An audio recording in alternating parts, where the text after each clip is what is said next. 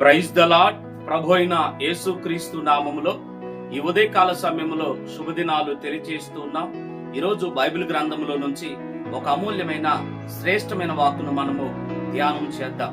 125వ కీర్తన మొదటి వచనాన్ని మనము ధ్యానం చేద్దాం.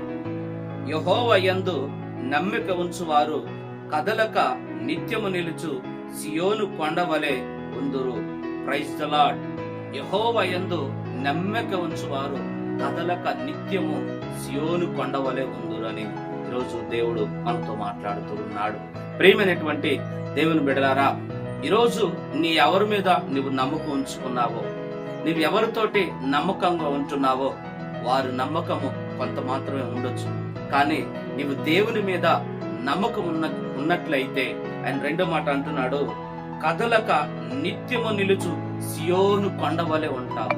కొండలు చూడండి, అవి ఎన్ని వరదలు వచ్చినా, ఎంత తుఫాను వచ్చినా, ఎలాంటి సునామీలు వచ్చినప్పుడు కూడా అవి కదిలించబడవు.